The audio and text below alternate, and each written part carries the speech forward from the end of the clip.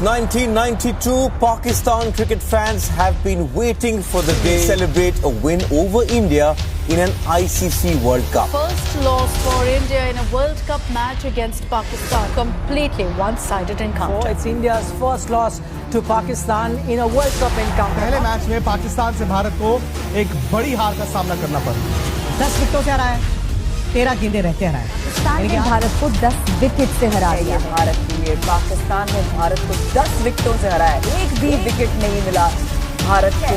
पाकिस्तान से 10 विकेट से भारत हार गया है। एक बहुत जबरदस्त जीत दर्ज की और भारत के लिए एक बड़ी शर्मनाक हार। पाकिस्तान का हर प्लान इस मैच में बिल्कुल हिट और फिट साबित हुआ और टीम इंडिया की हर रणनीति, हर प्लान फ्लॉप हो गया। We made a decent total out of our situation, we thought we could put them under pressure, but they did not let us come into the game at any stage, and they definitely deserve the credit for finishing off the game very strongly and not allowing us to put any pressure on them through the innings.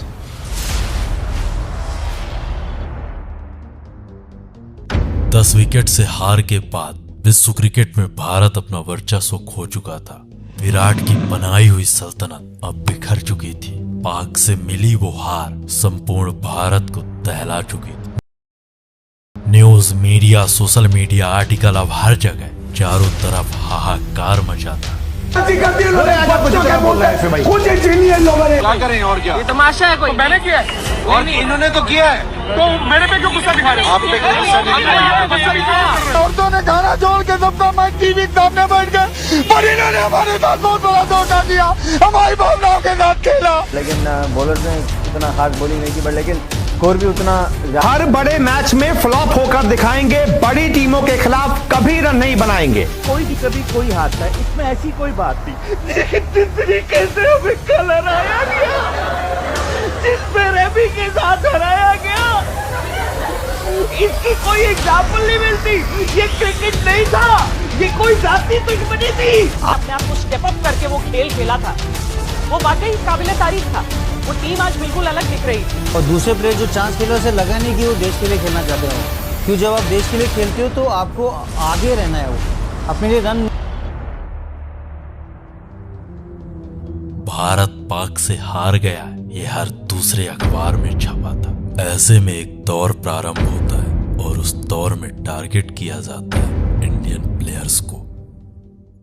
Rohit Sharma 0, KL Rahul 3, Surya Kumar Yadav 11 run. सबको बाहर करो, एक एक करके बाहर। संपूर्ण हार का ठीकरा विराट पर फूंक दिया जाता है। हार के इन गुनाहगारों में कप्तान विराट को टारगेट किया जाता है। इस हार की सबसे बड़ी वजह कप्तान विराट की कप्तानी को बनाया जाता है। सवाल मसलन अनफिट हार्दिक को टीम का हिस्सा क्यों बनाया गया? Out of form Bhuvneshwar Kumar team में क्यों थे? इन फॉर्म ईशान किशन की टीम में जगह क्यों नहीं बनी? क्या कप्तानी करते हुए विराट के पास कोई प्लान बी नहीं था? और सबसे बड़ा सवाल, क्या पाकिस्तान के खिलाफ विराट का अति आत्मविश्वास टीम को ले डूबा? इस दौरान अगले 9 महीने इंडियन क्रिकेट उथल पुथल के दौर से गुजरता है। किसी फॉर्मेट में विराट से कप्तानी छीन ली गई तो किसी फॉर्मेट में विराट अपनी कप्तानी खुद छोड़ देता है। कहीं आंतरिक राजनीति दिखाई पड़ती तो कहीं आपसी रंजिश।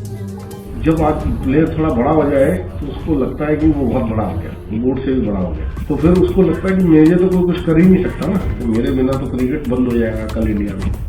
T20 कैप्टनसी को छोड़ने की मैंने पहले BCCI से कम्युनिकेट किया कि मेरा ये पॉइंट ऑफ व्यू है, ये डिसीजन है और इन रीजंस की वजह से मैं ये करना चाहता हूँ। तो उसको बहुत एक अच्छे तरीके से रिसीव किया गया। उसमें कोई ऑफेंस नहीं थी, उसमें कोई हेजिटेशन नहीं थी। उसमें मुझे ये नहीं कहा गया था कि आप T20 कैप्टनसी ना छोड़िए, बल्कि उसको बहुत अच्छे से रिसीव किया गया कि बहुत एक प्रोग्रेसिव स्टेप है।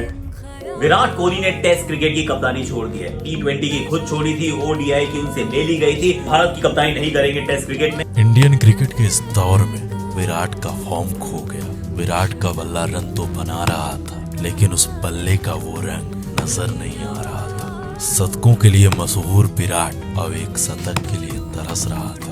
विश्व क्रिकेट का किंग ट्रेनिंग में कम, ट्रोलिंग की दुनिया में ज्यादा नजर आ रहा था।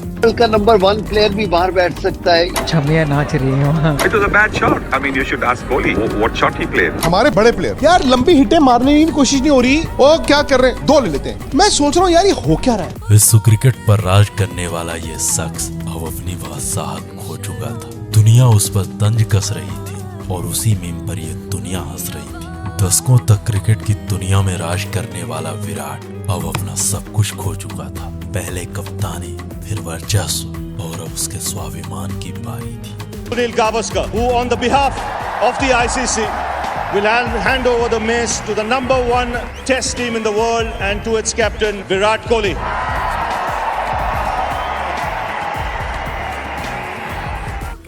लेकिन एक दिन एक बार फिर उसकी सल्तनत में अंधेरा आया। एक एक करके उसके सारे साथी घुटने टेक रहे थे। एक बार फिर उसकी सल्तनत उसके आंखों के सामने बिखर रही थी। तो सुनिए हमारी आवाज, हमारे अंदाज में, द पलटवार ऑफ किंग विराट।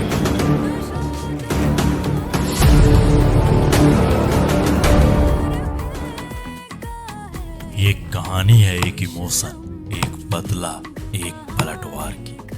2021 में भारत को पराजित कर पाक मेलबर्न के मैदान में एक बार फिर से उसी इतिहास को दोहराना चाहता था। एक जीत से पाक का घमंड अपने चरम पर था और ऐसे हालात में पाक सपना देखता है लगातार दूसरी बार दूसरे T20 विश्व कप में भारत को पराजित करने का। लगातार दूसरी बार विश्व कप में भारत को पराजित करने का सपना देख रहा पाक विश्व क्रिकेट में अपने आधिपत्य, अपनी सत्ता को स्थापित करना चाहता था। क्रिकेट के किंग से उसकी बादशाहत छीनकर बाबर को विश्व क्रिकेट का नया बादशाह बनाना चाहता था। पिछले 2.5 सालों में कोहली के साथ जो हुआ उससे अब ICC भी बाबर के फेवर में थी। अपनी सल्तनत खो चुका विराट दुनिया की नजरों में धीरे धीरे अपनी पहचान खो रहा था। पहले कप्तानी और अब उसकी जगह पर सवाल थे। टीम इंडिया में कैसे सेलेक्ट हो रहा है, इस बात पर सवाल या निशान थे। ऐसे में सामने था 2022 का T20 वर्ल्ड कप। उसके लिए एक नई टीम और एक नए कप्तान को तैयार किया जाता है। ठीक 364 दिन बाद मेलबर्न के मैदान में एक बार फिर भारत पाक आमने सामने थे। ठीक 364 दिन बाद टीम इंडिया के सामने एक ऐसा मौका आता है जहां से वो अपने पिछली हार का बदला ले सकती थी। ऐसे में पाक पूरी तरह तैयार था भारत पर पलटवार के लिए। ऐसे में मेलबर्न के मैदान पर ये मैच हाई इंटेंसिटी को पार कर चुका था। अब दोनों टीमों के कप्तान मेलबर्न के मैदान में एक दूसरे के आमने सामने थे। इस बार टॉस टीम इंडिया के हक में जाता है। टॉस जीतकर कप्तान रोहित शर्मा ने पहले गेंदबाजी करने का फैसला किया। पाक के लिए ओपन कर रहे थे उसके कप्तान बाबर और रिजवान। वहीं टीम इंडिया की ओर से पहला ओवर फेंक रहे थे स्विंग के सुल्तान भुवन कुमार। भुवी ने अपने पहले ओवर में पाक बल्लेबाजों से कठिन सवाल किए। इन सवालों का फायदा अगले ओवर में टीम इंडिया के लेफ्ट आर्म पेसर अर्शदीप को होता है। जब अर्श के सामने पाक कप्तान घुटना टेक चुका था। पाक की ये सलामी जोड़ी अब टूट चुकी थी। पाक अपना कप्तान खो चुका था। अर्श ने एक बार फिर से चौथे ओवर में एक बड़ा प्रहार किया और पाक के दूसरे सबसे सफल बल्लेबाज मोहम्मद रिजवान को अपना शिकार बना लिया। अब पावर प्ले का खेल खत्म हो चुका था।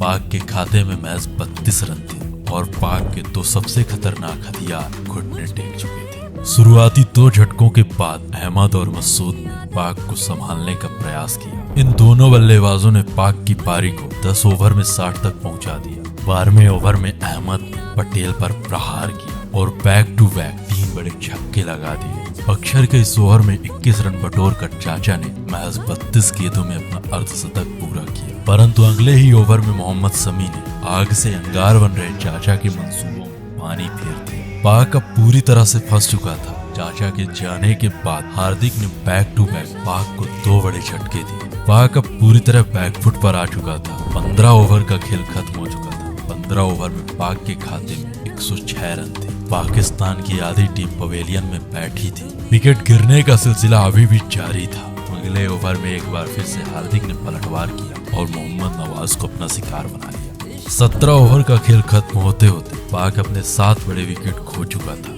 परंतु दूसरे छोर से शान मसूद पाक को संभाल कर रखे हुए अंत में उन्होंने कुछ बड़े शॉट्स के साथ अपने अर्धशतक को पूरा किया और पाक की पारी को 159 तक पहुंचा दिया। ये रहा पाक बल्लेबाजों का स्कोर कार्ड। एक खराब शुरुआत के बाद पाक एक अच्छी स्थिति में पहुंच चुका था। टीम इंडिया के लिए ये लक्ष्य कोई नामुमकिन सा लक्ष्य नहीं करते हुए पाकिस्तान ने 159 रन बनाए और 8 विकेट का नुकसान उन्होंने झेला। 160 रन का टारगेट मेलबर्न क्रिकेट ग्राउंड पर काफी बैलेंस टारगेट माना जाएगा, अच्छा टारगेट माना जाएगा। अब टीम इंडिया के सामने 120 गेंदों में 160 रनों की चुनौती थी और टीम इंडिया इस चुनौती के लिए पूरी तरह तैयार थी। अब टीम इंडिया के पास एक अच्छा मौका था इस मैच में पलटवार करने का। रोहित और राहुल से उम्मीद थी कि इस अवसर का लाभ रोहित और राहुल जरूर उठाएंगे, परंतु पहला ओवर खेलने के बाद केएल राहुल अगले ओवर में नासिम के सामने टेक दिए। इस अवसर का लाभ उठाने आई टीम इंडिया अपने दूसरे ओवर में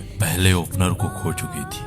टीम इंडिया को सबसे बड़ा झटका तब लगता है जब चौथे ओवर में टीम इंडिया का कप्तान टीम इंडिया का साथ छोड़ चुका था। रऊफ के रफ्तार के सामने रोहित का ये प्रहार बेकार था। 17 के स्कोर पर टीम इंडिया अपने दोनों ओपनर्स को खो चुकी थी। इस कहानी के लिए वो जगह बदल चुकी थी, परंतु इस कहानी के किरदार और अंजाम हूबहू था। दुबई के वो घाव अभी भरे नहीं थे कि मेलबर्न की महामारी संपूर्ण भारत को दहला रही थी। उम्मीद की आस सूर्य का नमस्कार हो चुका था। टीम इंडिया पावर प्ले में अपने 3 बड़े बल्लेबाजों को खो चुकी थी। 160 का यह स्कोर अब 200 के बराबर था। विकेट गिरने का यह सिलसिला लगातार जारी था। रऊफ की रफ्तार, नासिम की स्विंग इंडियन बल्लेबाजों के लिए सिरदर्द बन चुकी थी, लेकिन किंग का संघर्ष अभी भी जारी था। टीम इंडिया अपने संभलने का प्रयास कर ही रही थी कि 7वें ओवर की पहली बॉल पर पटेल का इस कदर रन आउट हो जाना विश्व कप में भारत की दुर्दशा को बयां कर रहा था। 33 रन पर टीम इंडिया अपने शुरुआती 4 बड़े विकेट खो चुकी थी। क्रिकेट के मैदान में बिखरते भारत की दुर्दशा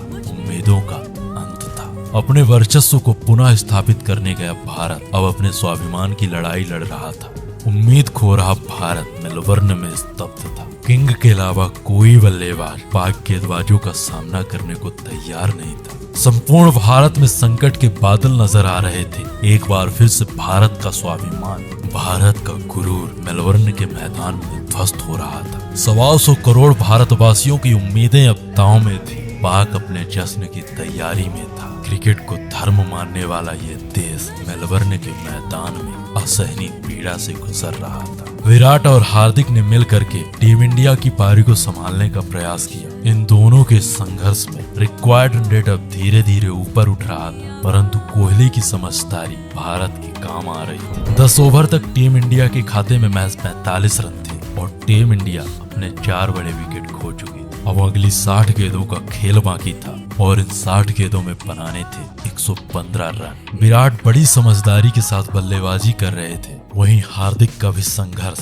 लगातार जारी था। इस हालात को देखते हुए हार्दिक और विराट ने मोहम्मद नवाज को 12वें ओवर में 20 रन कूट दिए। 15 ओवर का खेल खत्म हो चुका था। टीम इंडिया के खाते में 100 रन थे। अब अगली 30 गेंदों में 60 रनों की जरूरत थी। पाक के इन खूंखार गेंदबाजों के सामने ये 60 रन आसान नहीं होने वाले थे, परंतु संपूर्ण भारत को अब किंग से उम्मीदें थी। अब संपूर्ण भारत को उम्मीद थी कि अगर मैदान पर किंग है तो इस मैच को भारत से कोई छीन कर नहीं ले जा सकता, क्योंकि जब तक मैदान में किंग है तब तक विश्व क्रिकेट का सम्राट विराट ही है। परंतु पाक गेंदबाजों ने एक बार फिर अच्छा कमबैक किया और अगली 12 गेंदों में सिर्फ 12 रन खर्च किए।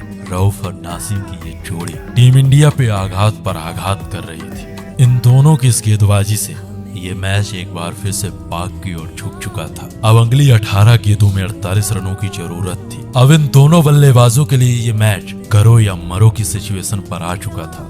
वक्त से लड़ करके वो भारत की तस्वीर बदल रहा था। उस दिन विराट अपने हाथों से भारत की तकदीर लिख रहा था। क्या शाहीन, क्या नासिम, क्या रऊफ, क्या नवाज, कोहली अब अपने अंदाज में सबका हिसाब कर रहा था। पहले 18वें ओवर में शाहीन से 17 रन बटोर करके जीत के लिए अभी भी अगली 12 गेंदों में 31 रनों की जरूरत थी। माहौल पूरी तरह गर्म था। ये मैच ना तो भारत के पास था और ना ही पाक के पास। इन दोनों टीमों के जीत के बीच विश्व क्रिकेट का सम्राट विराट खड़ा था। उसे फर्क नहीं पड़ रहा था कि कितना शोर है उस मैदान में, वो बस उस वक्त से लड़ रहा था। रऊफ की रफ्तार से रन लेना आसान नहीं था। जिस लय में उस दिन रऊफ की गेंदबाजी थी उससे कहीं ज्यादा विकराल वो विराट था। शुरुआती 4 गेंद शानदार फेंकने के बाद रऊफ की रफ्तार 7वें आसमान में थी। अब हालात इतने विकराल हो चुके थे कि अगर ये मैच इस भारत को जीतना है तो अगली 2 गेंदों में एक बड़ा शॉट जरूरी था।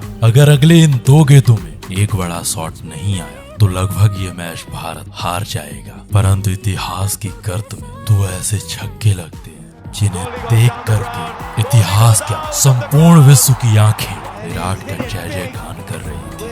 अविश्वसनीय, अकल्पनीय, उन दो छक्कों में संपूर्ण विश्व स्तब्ध था। उन दो छक्कों से संपूर्ण भारत खुश था। उन दो छक्कों में उसकी विरासत, उसका साम्राज्य दिखाई दे रहा था। उन दो छक्कों से वो कितना बड़ा खिलाड़ी है ये साफ साफ नजर आ रहा है।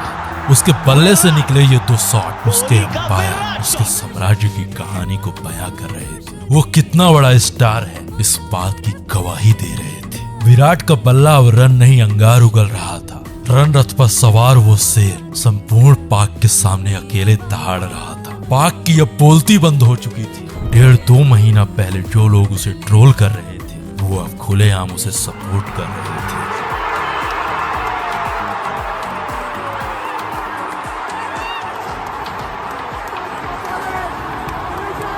संपूर्ण भारत एक साथ एक लय एक ध्वनि से जय विराट कह रहा था। अब अगली 6 गेंदों में भारत को 16 रनों की जरूरत थी और इसके लिए पाक कप्तान ने मोहम्मद नवाज को गेंदबाजी के लिए बुलाया। यहाँ से यह मैच पूरी तरह भारत के कंट्रोल में था, परंतु हार्दिक के ओवर कॉन्फिडेंस में एक बार फिर से लगा कि अब सब कुछ खत्म।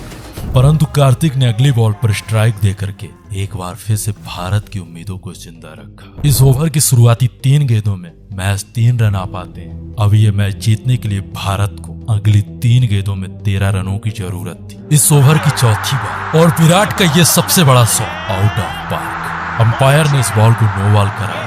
बिना गेंद के भारत को अब 7 रन मिल चुके थे। यानी अगली 3 गेंदों में अब भारत को मैच 6 रन बनाने थे। फिर नवाज की ये वाइड बॉल, यानी अब भारत को अगली 3 गेंदों पर 5 रन बनाने और नवाज की चौथी बॉल जो सीधे विकेटों से टकराती है, लेकिन फ्री हिट होने के कारण भारत को 3 रन मिल जाते हैं। अब अगली 2 गेंदों में भारत को 3 रनों की जरूरत थी। मेन स्ट्राइक पर दिनेश कार्तिक।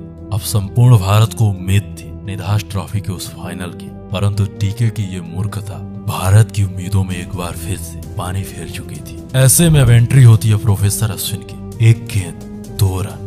अश्विन की इस चालाकी की बदौलत ये बॉल वाइड करार होती है। अब अगली बॉल पर 1 रन की जरूरत थी, लेकिन अश्विन के शॉट ने उस 1 को 4 में बदल करके भारत के लिए इतिहास रच दिया। विराट का बल्ला उस दिन सर्वोपरि था। मैदान पीट रहा वो शख्स मैदान मार चुका था। 2.5 महीना पहले जो लोग उसे खुलकर ट्रोल कर रहे थे वो आज उसकी इस पारी का इस्तकबाल कर रहे हैं। ये न्यूज, ये मीडिया, ये लोग, इनके सबके बयान बदल चुके थे। विराट ने भारत को जिताया है। कोहली का वो पराक्रम संपूर्ण भारत के काम आ चुका था। India has beaten Pakistan off the final ball to win one of the great T20 matches. Kohli steered his team home to a famous victory. India has kick-started their World Cup campaign with a 4-wicket victory against their arch-rivals Pakistan. It was undoubtedly the best Diwali gift that India could get, even as the men in blue defeated Pakistan in the inaugural game of the ICC Men's T20 World Cup. It was one man who stood tall, and when the chips were down, it was King Kohli that held fort at the other end, where Kohli's Virat innings at the Melbourne Cricket Ground stole the game away from Pakistan. Pakistan of the very last ball of the match to register a thrilling 4-wicket win against arch rivals Pakistan. Virat Kohli led Team India to an emphatic victory against Pakistan in Melbourne. जब भारत घुटने take रहा था, एक एक करके भारत के सभी बल्लेबाज घुटने टेक रहे थे, तब उस दिन the man, the myth, the chase master king Kohli Bharat के लिए अकेले लड़ रहा था। उसके इस्तकबाल में संपूर्ण भारत खुशी से झूम रहा था। कोहली की ये पारी विश्व क्रिकेट में एक बार उसकी सत्ता, उससे सम्राट होने का दावा पेश कर रही थी। वो किस लेवल का खिलाड़ी है ये साफ साफ बयां कर रही थी। उस दिन किंग ने मैच 53 गेंदों में 82 रनों की ताबड़तोड़ पारी खेली। That proves why is called King Kohli. The Kohli prove is he the king Kohli, he the king of cricket. Till Kohli is there, we will win. We will always win. Kohli played fantastically. We came from all the way from Ahmedabad for this match, and I think we made our day today. खुशियों से झूम रहे ये दर्शक, जश्न मना रहा ये संपूर्ण भारत। इस खुशी की वजह वो विराट और विराट की वो पारी थी।